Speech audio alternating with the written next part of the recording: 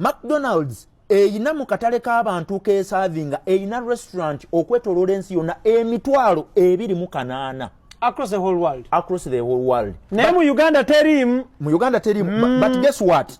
Kino kye nnyinza okukugamba. Ekintu kyekola mu restaurant emitwalo 28 gw'ayina restaurant emu tosobola kikola. Hey! Ambaga gyendidde okugeza njiridde California. Bwe njija mu New Hampshire njajjirya. Bwe njije Massachusetts njajjirya. Bwe ngende New York njajjirya. Bwe ngende Washington DC njajjirya. Birungo byebimu. Ng'ebirungo. Testi yemu. Nga testi ye. Kati gw'ayina business. Wane waffe ku butaka. Ng'ondaba. Omusajja ayina restaurant emitwalo 28. Ekintu kyakola kiri kimu. Gw'ayina emu tosobola kikolera myezi 6. Nalina omuvubuka gwendyako chapati ali awo Kampala Road. Abaddugavu bano bazibuyibula. Bw'omugulako chapati n'alabanga buli lunaku atunda. Ekimujjira mu mutwe gwe naye oba twalya ki? Simanyi na kumanya. Ekimujjira mu mutwe nga buli lunaku omugulako aba alowooza mbu ye yakuyamba singa tabadde ye walibadde n'okujjayo tujjaayo. Kwegamba gwe ssente z'omuwa taziraba takutunuulira ng'omuntu asobola okumukuza. Akutunuulira nga gwe gwayamba obuyambi akuguze byakola. Era omwana oyo kye yakola nagamba mukwano gwange nga tuzigulayo chapati eyo. Twali tugulayo buli lunaku ndowooza chapati za mutwalo. Tugabireko n'abantu abatuliranye ffenna tuliire wamu. Ne mugamba oyo omwana tayinza kukola chapati ng'ewooma kyekimu kumala myezi 2. Oli n'awakana. Waayita week says eyali egonda n'etandika okukaluba.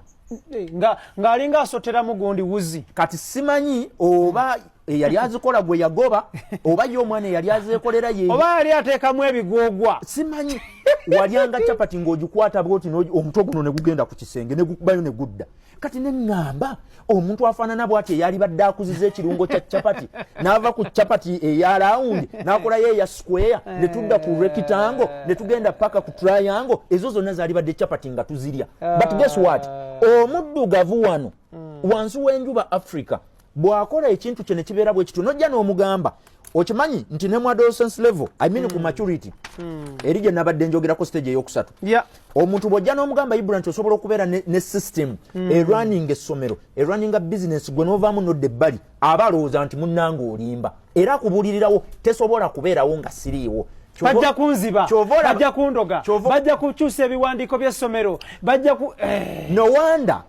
wonder abantu baffe bano abaddukanya bizinensi zino bwe batuuka ku mutendera ogwo oguddako ng'ayingira emyaka 5 bizinensi nga bazirekawo abazibeddemu emyaka 10 n'omusobyo kati bali ku level gye tuyita plateauing tebakula tebagenda wansi abaana bali masomero malungi avuga emmotoka eddako ne tasobola creatinga something ekisobola okulivinga longer than her oba him kati mwene ensonga ey'okusatu gye tubadde twogerako okutandika bizinensi ezitatunuulidde bwetaavu bw'abantu bwe balina ezo teziyinza kusukka myaka 5 kubanga gwe kyoba okolako kyakunoonya ssente normally ozze obuuza abantu nti bizinesi yo gy'oli mu kutandika esolovinga kizibu ki kyekyo kyembaddengako bw'eba bizinesi gy'oli mu kutandika nga terina kizibu kyegenda kumalawo n'ebizibu byaffe bijja bikyuka yensonga lwaki nakulaza stage ezizinennya ekizibu kye nnayina nga nkyakugulako nga nkyali mu wuulu si byebizibu byebimu bye ŋŋenda kujja gy'oli nabyo nga mpasizza ate si byebizibu byebimu bye ŋŋenda kujja nabyo nga nfuuse family man ngezze nyina abaana 6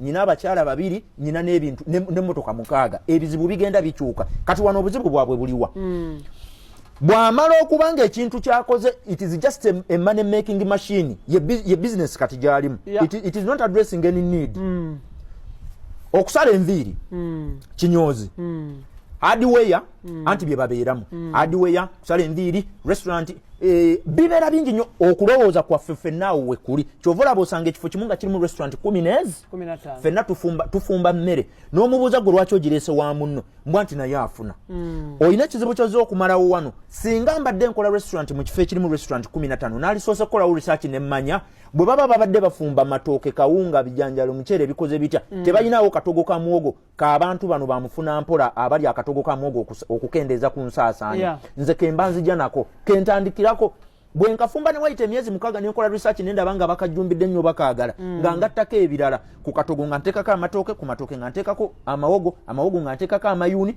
bwotyo bwogenda odevelopinga naye bano bannaffe naddala bano banvudde Bulaaya nzize wano okukolawo bizinensi mentality gye bajja nayo wano njagala ekintu ekikola ssente kati ebintu bino bibiri Ibra byanjawulo ocreatinga business ereeta cash flows eziyingira buli lunaku kyanjawulo n'okucreatinga business eyina okumalawo obuzibu bw'abantu bw'ogenda okukola mu business eyo. Focus yaffe yali badde nnyo singa mba ntandise business eteeka okuba nga eyina ekizibu ky'omuntu omulala kyekola ki kyegonjoola. Nabuuzaako ekibuuzo nga ntudde ku seeti kuno nompa answer. Nakubuuza Bill Gates ne Mama Teresa ani asinze okuyamba abantu abangi wampa answer ki? Tokyagijjukira. Wampa Mama Teresa. Ne nkugamba kikyamu. Bill Gates yasinze okuyamba services ze. Lwaki ziri need best? Ekyokulabirako kye ngenda okuwa. Services za Bill Gates ziri those days nga tetunaba kufuna ba software developers kati abaliwo ennaku zino. Twayina Internet Explorer those days okyagijjukira nga tukyasoma ng'ogigendako bw'oti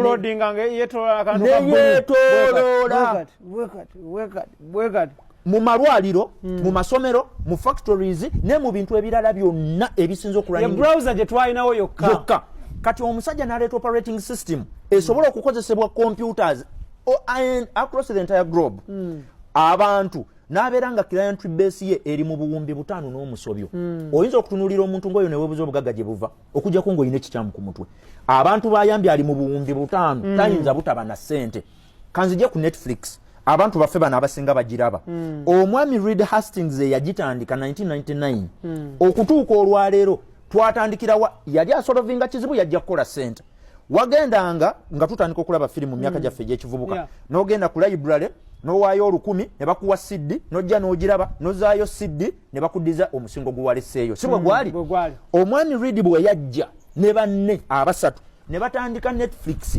Obuzibu bwe baali baagala okusolovinga bwali nti sitwagala oddemu kugenda weewole CD ogireeta ogiraba omala ogizeeyo. Ffe tugenda kufuna distribution rights, production rights, movie bwefuluma ne bagituwa tugenda gi uploadinganga ku kibanja ebeereyo mugirabe nga tokyetaaga kuva wuwo.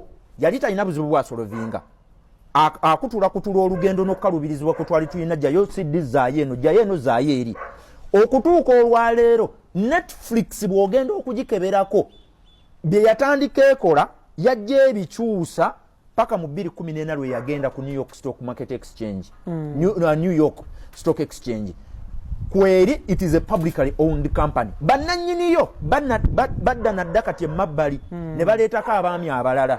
CEO wayo bamuyita omwami mukwano gwange mu economic studies Sarandos. Naye mucho kyembadde ngezaako bagamba kiri kimu nti tunuulira nnyo bwetaavu ki bw'oyagala okumalawo okusinga okukola business egenda. Ezo ziri ensonga 3 mind you. Mu waka waffe ono ffe gwe tukola ne Ibrake togenda kusangamu simanyi lack of capital, simanyi poor management, simanyi political issues. Ebyo byonna temuli. Ensonga zaffe zibadde 3. Esooka ebadde ani atandika business. Ensonga ey'okubiri ebadde business ze tutandika they are there just to make money. They are not need based. They are not addressing any need wabula twagala kukola sente. Ensonga ey'okusatu nga yeviirako ddala kalusambulira nga tumaliriza esinga okubeera ey'omutawaana. Abantu abali mu business wano mu butaka ewaffe Uganda ne mu Africa okutwaliza awamu teturesearchinga kiki kiddako. Okay, awo nyini just in less than 2 minutes tetusobola kuva wano nga tetwogedde ku issue ya research and development. Kijja kuba kya bulyaza amaanyi nnyo. Organizations nyingi nnyo mu Africa ne Uganda ziri successful because of research and development. Nyingi nnyo zigudde because of taking research and development for granted. Mu dakika 2-3 laba engeri gy'okiwumbawumba abuulira omugezi tayogera nnyo. Kakati neyanziza Ibra ekibuuzo ekyo ndowooza kantuule bulungi abantu baffe balemega nasazeeko. Lwaki abantu baffe bano bw'oba otunuulidde financial statements za company ziri 3 tubeera ne balance sheet ne tubeera ne income statement ne tubeera ne kituyita cash flow statement. Ebintu ebyo bw'obeera ng'oli trader mu katale kano akaffe ke tuyita stock market. Ebintu ebyo 3 bw'obeera trader obitunuulira nnyo n'otunuulira company wa weesinza okuteeka ssente zaayo. Omuntu ayita obuyisi ng'abadde ebintu byakola biyitamu buyisi aveewo agende mu kye bayita R&D oba research and development tebasaayo ssente. wano companies ezibadde Uganda nga zikola